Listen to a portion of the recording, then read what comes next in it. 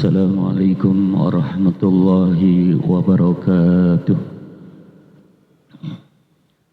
Alhamdulillahi rabbil alamin wa bihi nasta'inu ala umuri dunya waddin.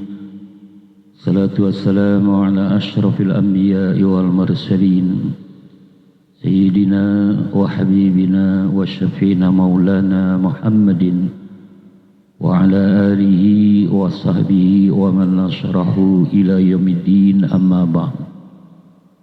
Subhanaka la ilma lana illa ma 'allamtana innaka antal alimul hakim. Rabbi shrah li sadri wa yassir li amri wahlul 'uqdatam min lisani yafqahu qawli. Para bapak-bapak dan saudara-saudara hadirin Jamaah Majlis Taklim Malam Sabtu Masjid Jami Al-Ikhlas bersama ketua dan segenap pengurus DKM Masjid, pengurus Majlis Taklim dan pengurus lingkungan yang insya Allah semuanya pada saat ini dan seterusnya senantiasa kita dimuliakan dan diberkahi oleh Allah Subhanahu wa Ta'ala. Mari sama-sama kita baca Ummul Quran Suratul Fatihah untuk membuka dan mengawali pengajian kita pada malam hari ini. Mudah-mudahan dengan mujizat, karamah dan barakah daripada surah Al-Fatihah Allah berikan kepada kita, keluarga kita dan teman-teman kita iman Islam, ihsan yang kuat, ilmu-ilmu yang manfaat, sehat afiat, panjang umur dalam taat, dimudahkan segala urusan kita dunia dan akhirat, dan Allah lapangkan rezeki yang halal, yang tayyib, yang berkah untuk ibadah kepada Allah, dan Allah sampaikan kita kepada ma'rifat, husnul khotimah dan ridhonya di dunia wal akhirah. Sekaligus pada ini juga kita tujukan untuk arwah almarhum dan almarhumah, orang-orang tua kita, keluarga, sareng famili, para guru, para alim ulama, para salihin yang telah pulang ke rahmatullah. Mudah-mudahan semuanya selalu mendapatkan limpahan rahmat dan magfirah, diluaskan alam kubur mereka dan dijadikan kubur mereka raudhah min riyadil jinan. Lillahi ta'ala bidilkannya ila hadrati Nabi Muhammadin sallallahu alaihi wasallam wa alihi wa ashabihi wa azwajihi wa dhurriyyati radhiyallahu anhum wa li jami'il anbiya wal mursalin wal malaikatil muqarrabin wal awliya'il arifin al muhaqqiqin wal ulama'il amilin wa syuhada'i was salihin, khususan ila hadrati Sultan Aulia Syekh Bila Sana Sajili, ila hadrati Sultan Aulia Syekh Muhyiddin Abdul Qadir Jilani, ila hadrati Sultan Aulia Syekh Bahauddin Naqsyabandi, ila hadrati Syekh Raden Abdul Razak At-Tarmasi, ila Syekh Abdul Salam, ila hadrati Syekh Hudari bin Hasan, ila hadrati Mbah Penjalu, ila hadrati Romoke Mustaqim bin Husain, ila Syekh Romoke Abdul Jalil Mustaqim, wila hadrati Hasbullah al-Marzuki, wila Syekh Haji Mahfuz Syafi'i, wila hadrati Syekh Salahuddin al-Ayyubi bin Ki Abdul Jalil Mustaqim, wa usulihim wa purihim asyahim wa talamizihim wa zawjatihim menindasabi ilayhim qaddasallahu asrarahum, wila hadrati Sayyidina Hadir alaihi salam, wila jamil awliya al-tis'ah alladhina fi Indonesia, wila jami' arwahi abaina wa ummahatina jadadina wa jadatina amamina wa ammatina wa akhwalina wa khalati man haqqun alina masyaykhina muallimina wa asatizatina, wa ila jami'il muslimin wal muslimat wal mu'minin wal mu'minat salahya'i minhum wala amwat, syai'un lillahi lana wa lahumul fatihah. A'udzu billahi minasy syaithanir rajim. Bismillahirrahmanirrahim. Alhamdulillahi rabbil alamin arrahmanir rahim maliki yaumiddin. إياك نعبد وإياك نستعين اهدنا الصراط المستقيم صراط الذين أنعمت عليهم غير المغضوب عليهم ولا الضالين آمين. Sekali lagi kita baca suratul Fatihah, kita tujukan untuk al-waqif yang mewakafkan tanah untuk masjid ini, yaitu Al-Makram Bapak Haji Azwir Dainitara yang sekarang ini dalam kondisi sakit. Kita doakan mudah-mudahan Allah angkat penyakitnya, Allah berikan kesembuhan, dan Allah berikan kekuatan lahir dan batin. lillahi taubatil ghaniyah ila hadratin Nabi Muhammadin sallallahu alaihi wasallam khususan ila Bapak Haji Aswirdaini Tara syai'un lillahi lahul Fatihah. A'udzu billahi minasyaitonir rajim. Bismillahirrahmanirrahim. Alhamdulillahi rabbil alamin arrahmanir rahim maliki yaumiddin. Iyyaka na'budu wa iyyaka nasta'in ihdinas siratal mustaqim siratal ladzina an'amta 'alaihim ghairil maghdubi 'alaihim waladdallin. Rabbighfir lana wa liwalidina amin. Qala bismillahirrahmanirrahim. Rawa Muslim an Zaid bin Arqam radhiyallahu anhu qala kana Rasulullah sallallahu alaihi wasallam yaqulu Allahumma inni a'udzu bika minal ajzi wal kasali wal bukhli wal harami wa 'adzabil qabri. Allahumma ati nafsi taqwaha wa zakkiha anta khairum man zakkaha anta waliyuha wa maulaha. Allahumma inni a'udzu bika min ilmin la yanfa wa min qalbin la yahsha wa min nafsin la tasba wa min da'watin la yustajabu laha. Telah meriwayatkan Imam Muslim rahmatullahu alaihi an Zaid bin Arqam dari sahabat Zaid bin Arqam radhiyallahu an, semoga Allah meridai beliau. Qala berkata, Zaid bin Arqam berkata, kana Rasulullah sallallahu alaihi wasallam adalah baginda Rasulullah sallallahu alaihi wasallam yaqulu berkata, bersabda atau maksudnya berdoa. Allahumma inni, ya Allah, sesungguhnya aku a'udzubika berlindung kepadamu minal azzi dari kelemahan, wal kasali dan dari malas, wal buhli dan dari pelit pikir, wal harami dan pikun, wa azabil qabri dan dari azab kubur. Allahumma ati nafsi taqwaha, ya Allah berikanlah diriku ini takwaha, ketakwaan, wa zakkiha dan bersihkan diri saya ini ya Allah, anta khairu man zakka, engkaulah sebaik-baik zat yang membersihkan diriku, anta waliyuha, engkaulah penolong diriku, wa maulaha dan junjungan atau penyelamat diriku. Allahumma inni a'udzubika, ya Allah sesungguhnya aku berlindung kepadamu min ilmin la yanfa, dari ilmu yang enggak manfaat, wa min qalbin la yahsa, dan berlindung kepadamu dari hati yang enggak bisa khusyuk, wa min nafsin la tasba, dan dari nafsu yang tidak pernah puas, wa min da'watin la yustajabu laha, dan berlindung kepadamu ya Allah dari doa yang tidak pernah dikabul oleh Allah. Bapak-bapak dan saudara-saudara hadirin jamaah ta'lim yang dimuliakan Allah, bagian yang lalu kita sudah mengkaji, membahas bersama-sama tentang istighfar ya. Sekarang kita berlanjut tentang isti'azat. Apa tuh isti'azat? Isti'azat itu memohon perlindungan kepada Allah, Pak. Jangan sampai menimpa kita. Nah, kalau sudah isti'azah, Rasulullah Nabi berlindung kepada Allah, berarti sesuatu yang Nabi minta perlindungan, bahaya enggak kira-kira? Bahaya enggak? Bahaya. Ya, sampai Nabi minta perlindungan gitu. Itu bahaya banget udah Pak kalau udah Nabi begitu. Ya, kalau udah Nabi bilang Allahumma inni a'udzubika, ya Allah aku berlindung kepadamu dari Nah dari apa ini? Nah berarti apa yang Nabi minta perlindungan ini sangat berbahaya dalam kehidupan kita. Jadi kita salah satu cara supaya kita tidak tertimpa ya sesuatu yang bahaya itu ya kita minta perlindung ke siapa? Ke Allah. Siapa lagi? Ya.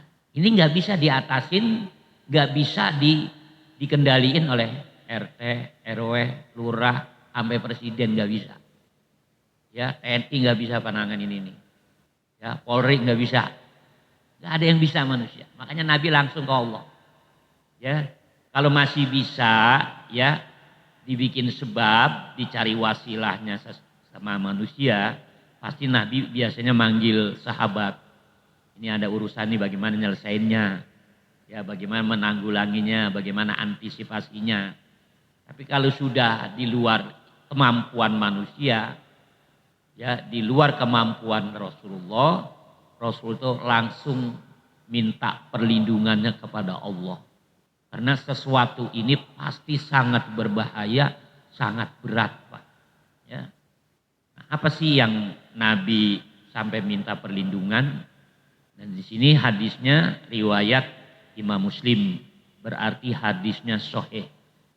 Enggak boleh diragukan ya. Meragukan hadis ini itu sama dengan meragukan Al-Qur'an, Pak. Ya, jadi bisa menyebabkan kita itu terkena dosa yang sangat besar. Lalu apa yang Nabi ucapkan ketika beristi'adzah minta perlindungan kepada Allah? Apa aja? Pertama, Allahumma inni a'udzubika minal ajzi. Aku berlindung kepadamu ya Allah dari lemah. Lemah. Ya. Lu enggak ngaji, gua lagi lemes banget. Tuh. Lu enggak ke masjid salat Jumat, gua lagi lemes. Ya. Jadi untuk kebaikan itu selalu begitu Pak, berat, males banget. Tapi Pak kalau giliran maksiat getol, semangat, seger. Tuh, ya. Jadi yang dimaksud aji di sini lemah untuk berbuat kebaikan, lemah untuk bisa menahan dari perbuatan dosa. Ya, mestinya kita itu males, berat ya, lemah itu dalam hal-hal yang negatif. Lo mau enggak nih? Gua kasih ekstasi, koplo, sabu-sabu, enggak. Mengapa? Males, lemah gua. Ya males, lemah, gitu aja. Ya, jadi kalau yang negatif tuh lawan dengan lemah. Jangan terbalik. Kita giliran yang negatif kencang begitu, semangat. Ya, giliran ngaji, giliran sholat berjamaah, giliran Jumat, ya, giliran ketaatan selalu bilangnya lagi lemes, ya kan? Giliran maksiat agak ada lemesnya, ya seger terus, pres terus. Nah ini kan bahaya Pak. Jadi ketika kita tuh lemes bawaannya untuk melaksanakan ibadah itu bahaya, ya posisi kita bahaya. Terus bagaimana? Kita harus mencari sebabnya Pak. Kenapa kita bisa lemah untuk melakukan ketaatan, ya tapi enggak lemah ketika melakukan dosa dan maksiat. Ini pasti ada apa-apanya di dalam diri kita Pak. Ada yang agak beres, yang harus diberesin. Banyak itu Pak. Ya mungkin karena kita terlalu terlalu ngejar dunia gitu loh Pak. Itu salah satu faktor bikin lemes, ya lemah kita melakukan ketaatan. Kita terlalu ambisius terhadap dunia. Pokoknya orang kalau udah ambisius sama dunia Pak, itu lemah untuk melakukan ketakwaan. Ya, makanya kita medunia itu biasa-biasa aja Pak, slow aja. Usaha, ikhtiar, bisnis, jalanin aja. Tapi nggak usah nggak usah menggebu-gebu. Pokoknya harus tercapai. Jangan. Sebab nanti juga kalau nggak tercapai, hati dan pikiran kita jadi capek sendiri Pak. Kita udah bayangin, udah ngarep-ngarep, nggak taunya gagal. Ya nggak taunya nggak jadi. Yang ada kan jadinya galau dah ya, kecewa. Ya kan itu Ntar juga kadang-kadang berefek lagi tuh Pak dari situ. Berefek ke keluarga, bawaannya marah-marah, ya kan merengut sama bini, ya kan dari bangun tidur sampai tidur lagi, tuh muka romanya kagak ada cerah-cerahnya, ya kan, ya ditanya sama bini mau ngopi nggak bang, ya kan bodoh amat mau lu mau bikinin mau kalau mau ngopi, saya bikin ya bang ya, terserah lu mau bikin mau kagak kayak, emang apa sih ngomong gue lagi puyeng. Nah udah kalau udah begitu Pak coba ada diajak ngaji, gak bakal ngaji. Samper, iya lemah dia kalau udah lagi begitu. Ya kita ke masjid yuk, sholat berjamaah lemah. Ah gua sembahyang di rumah aja. Gitu. Ya, padahal juga agak sembahyang malah di rumah juga. Ya kan numplo aja ngelamun, bikin ya galau. Nah, itu salah satu faktor ya itu. Jadi ketika kita berat ya atau lemah melakukan ketaatan, kita harus berupaya mencari sisi apa yang bikin kita lemah untuk melakukan ibadah. Ya, karena kalau kita antepin nanti bahaya Pak. Ya kita akan terus-terusan meninggalkan ketaatan, meninggalkan ketakwaan. Karena kalau udah kita meninggalkan taat, meninggalkan takwa ya udah celaka. Ya kan? Siapapun kita kalau udah nggak taat sama Allah pasti celaka Pak. Iya, dia mau banyak duit ya mau kagak kayak celaka hidupnya kalau orang udah nggak taat sama Allah. Makanya kita harus apa? Harus semangat ya, harus gesit untuk melakukan ibadah ya. Ibadah model apa aja? Yang nggak ngaji, nggak sholat aja. Makan juga kan ibadah Pak. Makan minum ibadah bukan? Ibadah, yang semangat makannya. Ya kan? Makan kayak mau kayak kagak, sesuap dua suap berhenti. Ya kan? Makan baru istilahnya beberapa sendok, piring udah dipinggirin. Semangat gua makan, tahu ngapa. Nah itu kan nanti berefek juga kan. Jadi sakit, masuk angin lah, apalah. Iya, jadi Nabi ini nerangin lemah di sini dalam segala hal sebetulnya. Ya dalam usaha, bisnis harus semangat, ya kan? Jangan usaha, ya kan dagang pokoknya buka warung, dagang kayak mau kayak kagak. Orang-orang habis sholat subuh ada yang udah buka warung. Dia mah sampai johor aja belum buka. Bagaimana mau rame? Ya kan bagaimana pembeli nggak pindah? Bukanya johor, ya kan lemah gitu kan. Jadi kita nggak boleh lemah Pak dalam melakukan kebaikan apa saja, baik yang sifatnya duniawi maupun yang ukhrawi. Semuanya harus kencang gitu, harus semangat, nggak boleh lemah.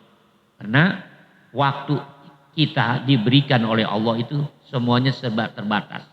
Apa yang bisa kita kerjakan hari ini, asalkan positif, baik kerjakan. Jangan istilah ada bahasa, entar dulu gue lagi males, ya kan gue lagi agak enak perasaan gue. Jangan diturutin, sebab nanti kalau diturutin berlarut-larut, ya dalam bisnis akan mengalami kegagalan. Ya, dalam ibadah juga pasti akan merosot. Jadi kita ini sebagai hamba, sebagai umat Nabi, ya hamba Allah, supaya hidup kita itu selalu berprestasi gitu loh Pak, bernilai dalam segala hal. Yang penting perkara itu adalah perkara yang baik, yang positif. Boleh kita lemah, tapi urusan maksiat, urusan dosa kita lemah dari situ dah. Udah lu aja deh sono dah kalau lu mau pada berantem mah, gua nggak mau ikut, gitu aja. Lemahin aja Pak, ya. Nah kemudian apalagi wal kasal, males sholat, males ngaji, males puasa, males zikir, males sedekah, males nolong orang. Nah ini penyakit Pak, iya. Termasuk ya males kerja, ya kan. Punya warung, punya toko, males buka, ya kan. Udah buka, males nutup. Bagaimana hidup males mulu, ya kan. Sholat ke masjid males, di rumah ya males juga. Ngapain aja males Pak, bahaya. Males ini termasuk penyakit jiwa loh Pak. Jadi orang ketika males, dia tuh udah mulai gila itu Pak. mulai gila. Iya. Kenapa disebut penyakit jiwa? Ya karena memang dia nempelnya di jiwa kita Pak. Sifat malas itu. Sama dengan lemah tadi itu kan sebetulnya bukan sekedar lemah fisik. Lemah jiwa, lemah rohaninya, lemah spiritualnya. Jadi dia tuh nggak ada gairah kalau jalanin ibadah itu nggak ada gairah. Sholat ya sebatas begitu aja. Nggak bikin dia semangat hidup meskipun udah sholat berkali-kali. Kenapa? Karena sholatnya itu tidak diiringi dengan semangat. Ya. Tidak diiringi dengan kesungguhan, dengan ketekunan. Ya nggak bisa.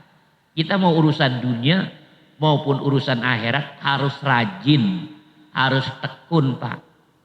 Ya, dagang, warung, toko, bengkel, konter apa aja lah.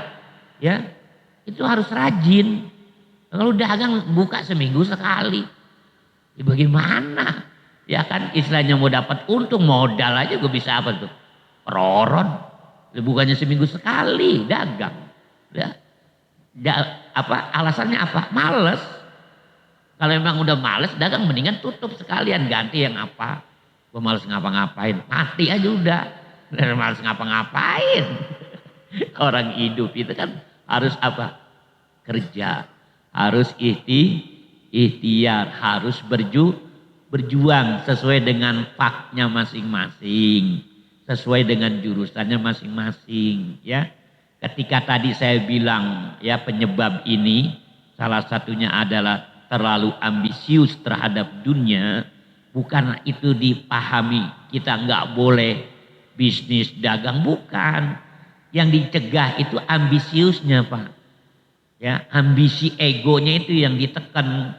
Jadi bukan bisnis usahanya, ego kita itu yang ditekan. Jangan diturutin ya, sebab ego itu kan suka bercabang. Kadang dia menyuruh kita semangat, tapi kadang menyuruh kita males, berat. Kadang-kadang kita dibawa ke satu kondisi yang membuat kita seger, fresh, tapi dalam kondisi lain kadang-kadang kita dibikin jimprok begitu loh Pak. Nggak punya gairah dalam hidup. Ya, dan itu nggak diajarkan oleh Nabi.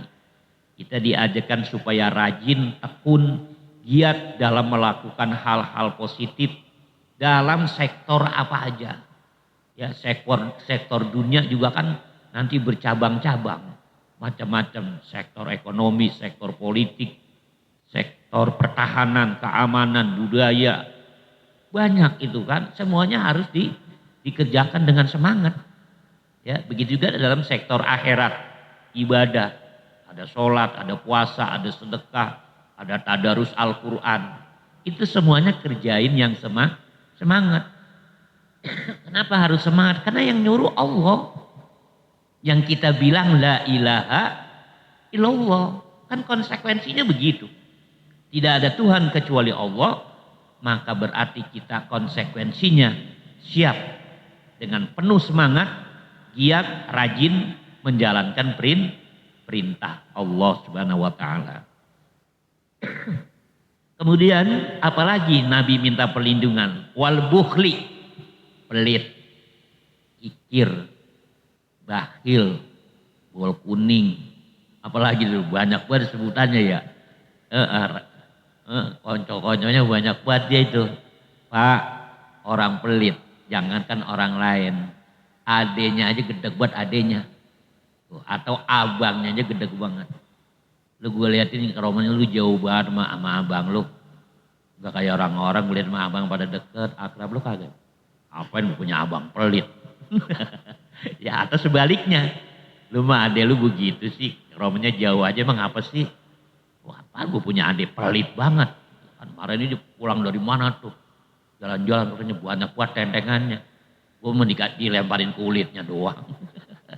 Ya dikasih sampahnya doang, gua kagak dibagi.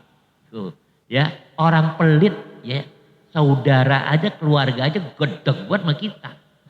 Iya, apalagi orang lain, Pak. Iya, pelit itu sangat bahaya, mencelakakan diri kita, Pak. Ada hadis Nabi itu bilang, iyyakum wal bukhla. Jauhin diri kalian dari sifat kikir, sifat pelit, Pak. Orang pelit itu celaka. Kenapa celaka? berarti sifat Rahman Rahim Allah kosong Pak di dalam dirinya. Iya, jadi nggak punya sensitivitas ya, kepekaan sosial tuh nggak ada. Ya, dia jangankan bantu orang, bantu saudaranya aja nggak mau. Ya, ngasih saudara aja nggak mau. Oh jangankan saudara, bininya aja itu utang setahun sekali baru ganti. Utang tahun utang, BH, ya kan habis bininya mengganti utang aja nggak punya duit, padahal lakinya duitnya banyak, cuman lakinya tuh tangannya kencang begitu loh. Buat bini aja berat banget ngasih, buat anak berat, apalagi buat orang lain tuh bahaya Pak. Ya, bahayanya yang tadi saya bilang kekosongan rahmat Allah di dalam dirinya Pak. Jadi kalau kita jadi orang pemurah, suka berbagi, ya gampang iba dengan kesusahan orang lain, itu berarti ada percikan sifat Rahman dari Allah masuk ke dalam jiwa kita. Makanya orang-orang yang begitu Pak, jangankan manusia, binatang aja dia nggak melas gitu Pak kalau ngeliat binatang gitu, yang lagi lapar atau lagi makan apa gitu kan, kayak kucing ngeong-ngeong lapar nyari lauk, ya kan dia bongkar-bongkar kadang-kadang kalau zaman dulu di meja makan pakai tutup saji. Tutup sajinya dikotek-kotek kagak kena-kena. Ngeong-ngeong. Kenapa? Dia lihat ada pala bandeng. Ya sisa kita makan. Dia akali nggak kena-kena. Nah kalau kita di dalam hati atau jiwa kita ada percikan sifat Rahman Allah. Kita buka itu tutup saji, kita kasih itu pala bandeng. Buat kucing itu. Biarin dia makan. Tuh. Iya. Orang punya sifat welas asih Pak. Sifat rahmat itu sangat tinggi derajatnya. Sangat dimuliakan oleh Allah. Kan pernah yang saya ceritain pelacur. Ya, wanita pelacur kata Nabi di zaman Bani Israel tuh. Ya kan cuma nolong anjing doang Pak. Segitu-gitunya istilahnya positifnya. Selama hidup tuh kerjaan bagusnya, kerjaan baiknya itu. Nolong anjing yang kausan. Ya kasih minum. Kata Nabi dakhalatil jannah. Wanita lacur itu masuk surga. Lah iya. Lah kita kadang-kadang jangankan anjing.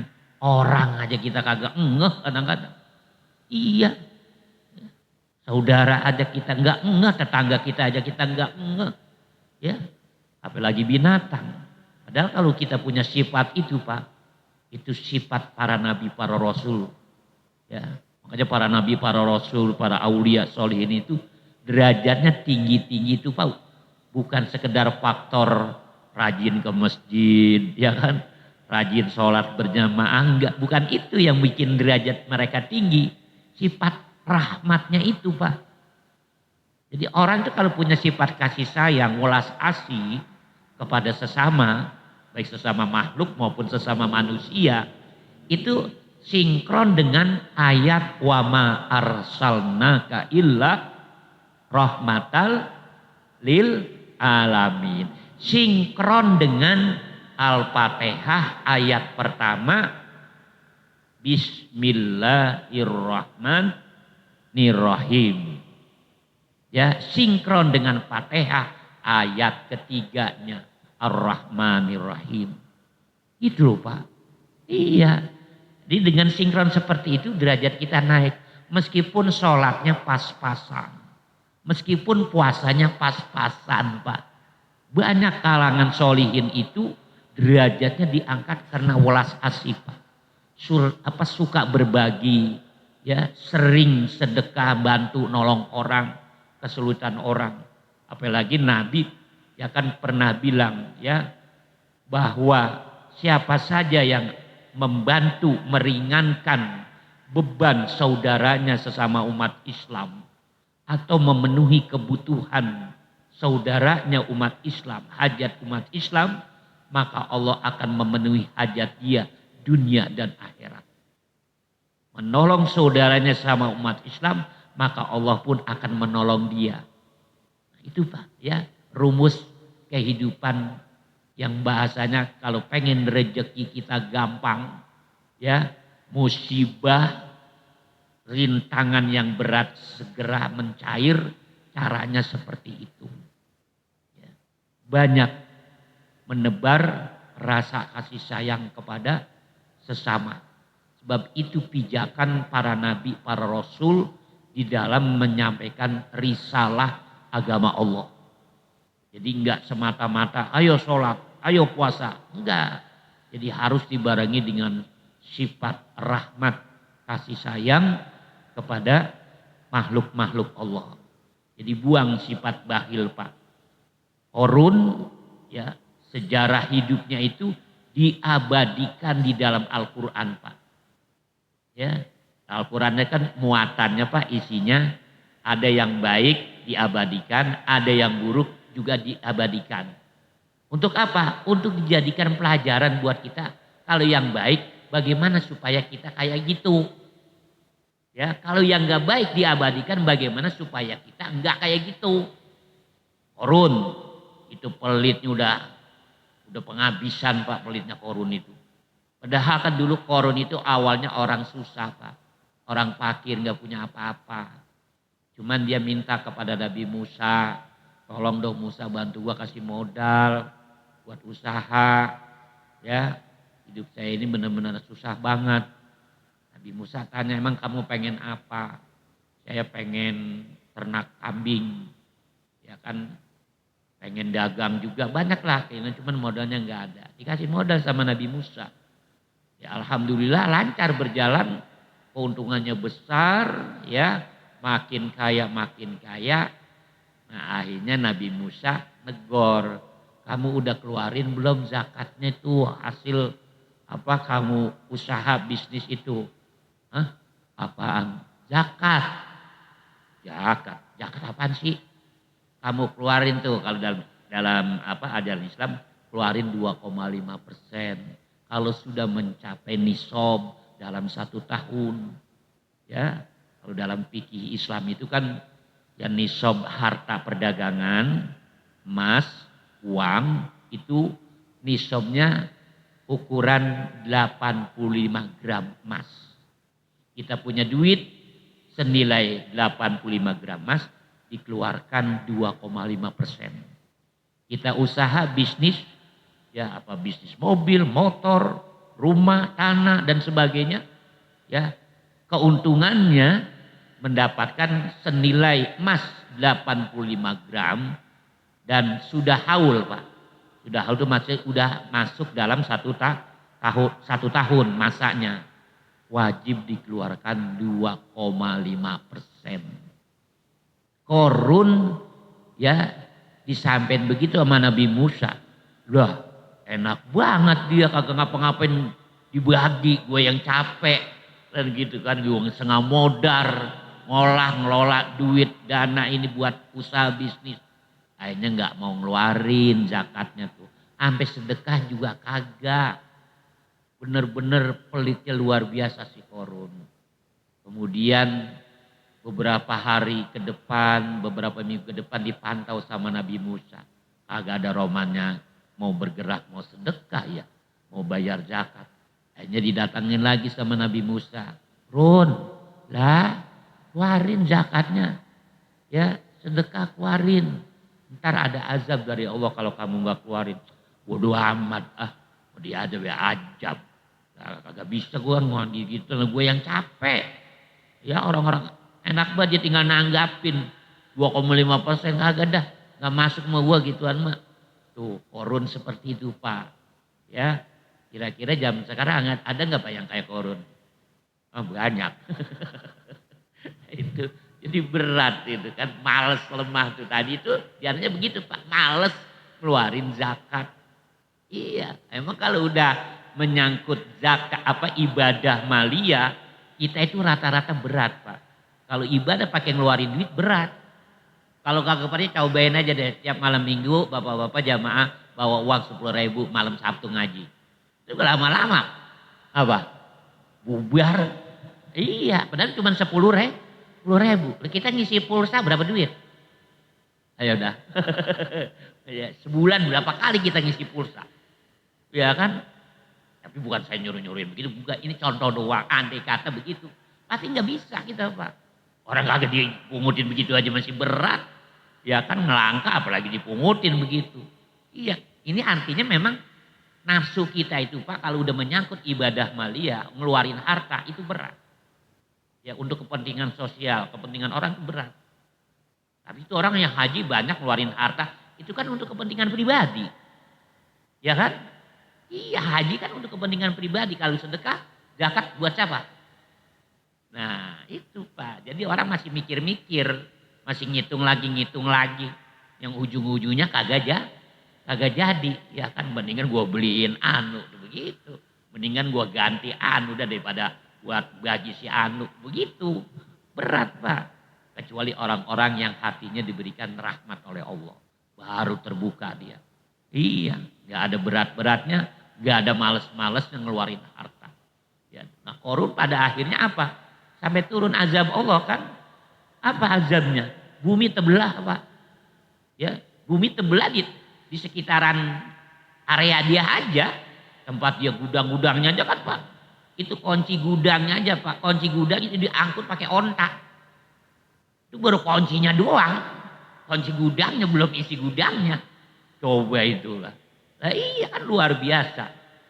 Itu dihancurin semuanya Allah. Buminya dibelah. Ya.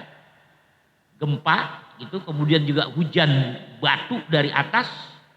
Dan korun bersama hartanya ditelan oleh bumi. Tuh. Itu jelas sejarahnya Pak di dalam Al-Quran diabadikan. Biar kita itu jangan kayak korun gitu loh.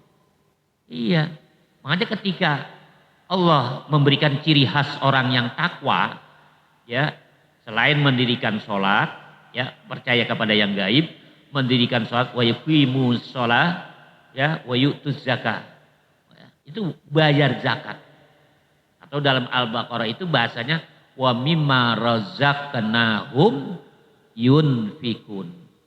Dan sebagian dari apa yang aku berikan kepada kalian atau kepada mereka infakkan di jalan Allah. Tuh. Iya Pak. Pokoknya orang yang pelit pasti akan dihancurkan oleh Allah Pak. Cepat atau lambat. Ya kalau kita umpamanya mengambil hujah. Oh si anu pelit banget, gue liatin bisnisnya makin maju. Rumahnya makin gede, mobilnya makin tambah. Kagak ngapa-ngapa, kagak diajar sama Allah. Bukan gak diajar, belon gitu loh ya. Pasti ntar diajab sebelum mati, ntar di kuburan lain lagi, di akhirat lain lagi. Orang pelit itu azabnya bertingkat-tingkat Pak. Mulai dari dunia, alam kubur sampai nanti di akhirat. Azab orang pelit. Di dunia ya dengan bencana. Tuh, iya bencana kan gak harus gempa bumi, bisa aja kebakaran, bisa aja rampok, atau bisa saja rekeningnya di bank angus Pak. Ya kan ada kejadian begitu kan, yang katanya punya uang ratusan juta begitu diperiksa di bank mana itu, ya kan ketahuinya saldonya nol Pak. Padahal tadinya ada ratusan juta itu, bisa hilang begitu Pak. Apalagi sekarang banyak hacker-hacker begitu kan. Jadi orang nyolong itu sekarang canggih banget Pak. Iya orang nyolong itu canggih banget. Jadi nomor rekening kita dikorek-korek sama dia, terpindah ke rekening dia. Tuh sampai bank aja juga bingung kok bisa ya. Nah itu Pak. Jadi semakin canggih, malingnya juga semakin apa? Semakin canggih Pak. Makanya kita ya juga jangan terlalu ini Pak, umpamanya nyimpen di bank gitu Pak. Jangan terlalu percaya banget. Bisa saja terjadi kehilangan. Itu udah banyak kasus-kasus seperti itu. Nah kalau kita kembalikan kan semuanya Allah yang gerakin Pak. Ya kan? Kan takdir Allah yang baik maupun yang buruk. Kan begitu. Ya, jadi ketika hal-hal seperti itu terjadi, ya kita tuh langsung berpikir pasti ada penyebabnya. Apa sebabnya kok bisa begitu? Faktor penyebab yang paling utama pasti kekikiran kita Pak. Ya Allah kan padahal gampang banget Pak. Suruh keluarin 2,5 tapi kita itu batu gitu loh. Ya kekeh aja nggak mau ngeluarin 2,5% dikit banget. Karena kitanya batu kekeh, Allah akan memaksa hartanya keluar nanti bisa jadi 25%, bisa jadi 250%. Iya loh, habis semua malah Pak. Lah iya tuh. Kita makanya masalah harta itu ya jangan pelit Pak. Ya paling tidak kita belajar menjadi orang yang dermawan. Meskipun nilainya nggak seberapa. Ya, dengan kita belajar dermawan itu, nanti harta kita dijaga oleh Allah Subhanahu wa Ta'ala. Karena Nabi juga pernah bilang, bencana alam itu terjadi, penyebab utamanya karena zakat tidak dikeluarkan, Pak. Iya, itu kan nanti juga bisa berdampak kepada yang lain. Kitanya yang salah, tapi orang lain kena imbasnya juga, Pak. Kalau udah terjadi gempa, gunungnya meletus, apa yang enggak zakat doang yang kena? Yang bayar zakat juga kan kena. Ya kan? Yang enggak terlibat pun kena, Pak, kalau udah terjadi bencana. Tuh, ya. Itu Allah kalau udah ngasih teguran begitu, Pak. Di Allah itu punya sifat qahar. Jadi ketika seorang hamba itu keras, yang enggak mau dituntun, enggak bisa dilunakkan, maka akan ditimpakan bencana. Dalam bentuk model ya yang Allah setting sendiri, Pak. Kadang-kadang di luar dugaan, di luar perkiraan kita. Nah, itu jadi kita renungin yang gitu. Jadi Rasulullah berlindung kepada Allah itu dari sifat pelit karena itu sangat bahaya dalam diri kita, Pak. Jadi buang jauh-jauh, Pak, sifat bakhil ya. Wal haram, Nabi minta perlindungan dari pikun, Pak. Ya, dari rumah datang ke masjid, pulang dari masjid lah ke stasiun. Kan banyak itu pada hilang ya. Padahal ini nenek-nenek di mana katanya hilang. Iya banyak. Saya juga punya teman tuh di Harapan Jaya sana. Orang tuanya hilang udah puluhan tahun sampai sekarang belum ketemu, Pak. Belum ketemu gara-gara keluar katanya mau ke warung. Sampai sekarang udah 10 tahun lebih belum pulang-pulang. Tahu kemana. Pikun emang orang udah mulai pikir gitu. Ya habis makan 3 piring bengkak. Katanya ditanya udah makan belum katanya. Udah habis makan 3 piring mentung. Tuh, yang repotnya kalau dia habis berak kagak cebok. Dia masuk ke masjid. Udah repot banget. Pikun itu ya nyusahin orang, nyusahin anak, nyusahin keluarga. Makanya Nabi berlindung jangan sampai kena pikun, Pak. Orang kalau udah kena pikun setinggi apapun ilmunya rontok semua, Pak. Kalau udah pikun. Iya. Kita ya boleh sampai istilahnya manula lanjut usia sampai tua. Yang penting jangan sampai kena pikun. Bahayanya lagi pikun, nanti dia akan meninggalkan zikir di antaranya, Pak. Iya orang kalau udah pikun itu daya zikirnya lemah, Pak, udah. Bahkan bisa kosong, gak bisa ingat Allah gitu loh, Pak. Ibadah udah gak bisa dijalanin ya secara sempurna, jauh dari kesempurnaan. Yang urusan-urusan dunia aja susah. Iya yang jelas udah repotin keluarga, Pak. Nyusahin keluarga. Jadi berlindung kepada jangan sampai pikun. Tua nggak apa-apa sampai tua. Panjang umur. Alhamdulillah. Yang penting jangan kena pikun. Dan dia nggak ada obatnya, Pak. 2 yang nggak ada obatnya, Pak, dalam kehidupan kita. Pertama, mati. Kalau ada obatnya itu, Pak, mati. Lah si anu mati, lah beliin aja obatnya terus di apotek ada, bisa hidup lagi ntar. Ada nggak begitu? Kagak ada, kalau gitu enak banget orang kagak mati-mati ya. Makin padat aja, makin sempit ya kan. Nggak ada obatnya. Yang kedua pikun, nggak ada obatnya, Pak. Udah. Mau dibacain apa tetap dibikinin air apa tetap nggak bisa. Gitu karena itu sifatnya kudroti gitu, Pak. Ya, sifatnya istilahnya apa ya? Sesuatu yang memang udah valid lah begitu Allah cabut di dalam dirinya yang udah nggak bisa istilahnya diservis lagi gitu, direparasi itu nggak bisa udah, Pak. Udah kerusakan fatal itu. Makanya Nabi berlindung dari sifat pikun itu begitu. Ini artinya kita juga praktekin begitu, Pak. Minta perlindungan kepada Allah, jangan sampai terkena pikun. Ya, ternyata kalau dia keluar gitu kan ada orang apa atau di jalanan takkan nyebrang apa. Orang pikun apa nggak perhatiin nengok kanan nengok kiri itu nyebrang aja. Iya, pokoknya daya ingatnya, daya ketelitiannya itu hilang dikarenakan pikun. Dan itu sekali lagi nggak ada obatnya, Pak. 2 itu nggak ada obat, mati sama pikun. Tuh. Tapi kalau mati nggak usah dimintai ya Allah aku berlindung daripada mati. Ya kan jangan sampai saya mati ya Allah, lah kagak ada itu. Ya kan mana ada sebenarnya harus mati. Minta perlindungan jangan mati. Ntar malah susah sendiri. Wa azabil qabri, dan Aku berlindung kepadamu ya Allah dari azab kubur, Pak. Ya, pernah ngeliat Pak orang diseksa di kuburan? Pernah nggak? Dipentung, digabungin, ditekuk-tekuk, diinjak, dibanting. Ya, azab kubur itu Pak macam-macam Pak. Di antaranya ya orang di alam kuburnya itu digedik pakai palu Pak. Palunya segede masjid ini. Bisa jadi lebih Pak. Digedik sama malaikat sampai mendem ke bumi lapisan ketujuh. Itu udah mendem lapisan ketujuh, dikorek-korek lagi sama malaikat, dicongkel-congkel gitu Pak. Kena, diangkat lagi digituin tuh. Iya kan, taruh lagi, geding lagi Pak. Nah, kalau jengkol digedik enak Pak, jadi pulen. Kita, badan kita kayak gini, ya Allah, palunya kayak masjid. Kayak apa gitu badan kita rasanya. Lah, itu nanti kan orang udah mati diazab gitu, itu beneran apa bagaimana sih? Ruhnya doang apa jasadnya doang? Dua-duanya. Ruh dan jasad itu di alam kubur Pak, utuh lagi. Ya, ini yang di alam kubur loh ya, bukan yang di kuburan.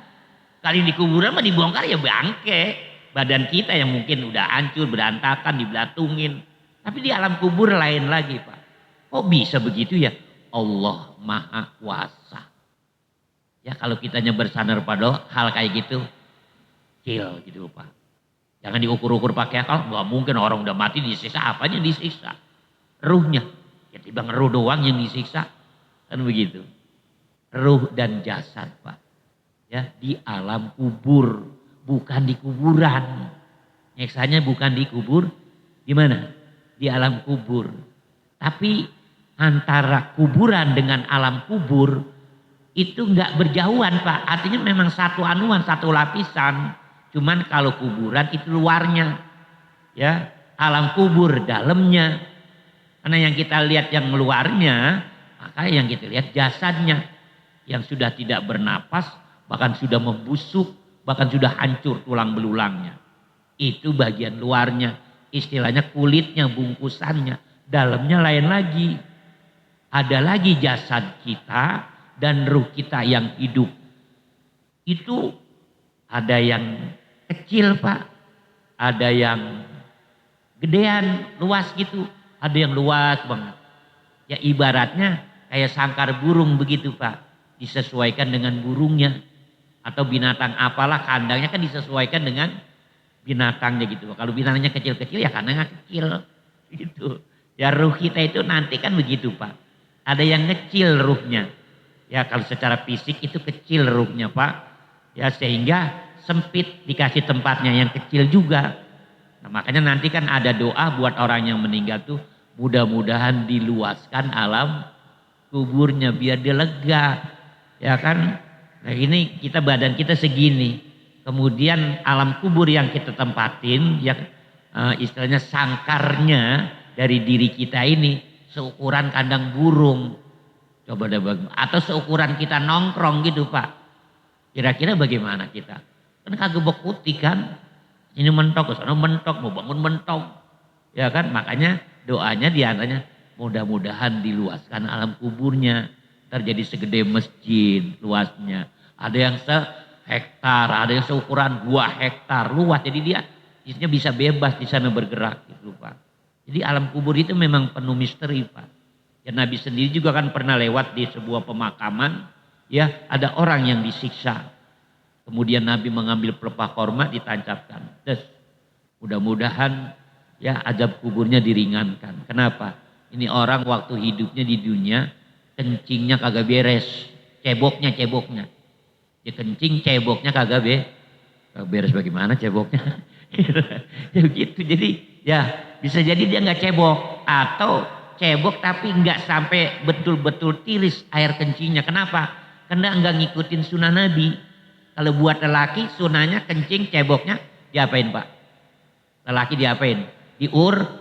Diurut dari bongkot bagian bawah tuh di gini nih Pak nih, gitu. Biar ada yang nyangkut itu mentok tuh air keluar. Itu loh Pak. Ya. Bahkan supaya lebih sempurna lagi dibarengin dengan dehem atau batuk-batuk begitu Pak sambil diginiin. Gitu, biar air itu benar-benar tiris. Kalau nggak begitu Pak, kemungkinan masih tersisa sedikit, setetes. Ntar kita bergerak, dia keluar tuh. Ya kalau kita lagi nggak sholat, kalau kita lagi sholat, mau meruku atau bangun dari ruku bisa keluar dia Pak. Otomatis sholatnya batal, tapi dia nggak ngerti atau nggak nyadarin gitu Pak. Orang cuma setetes, ya nggak terasa sholatnya batal, tapi dia terus aja sholat.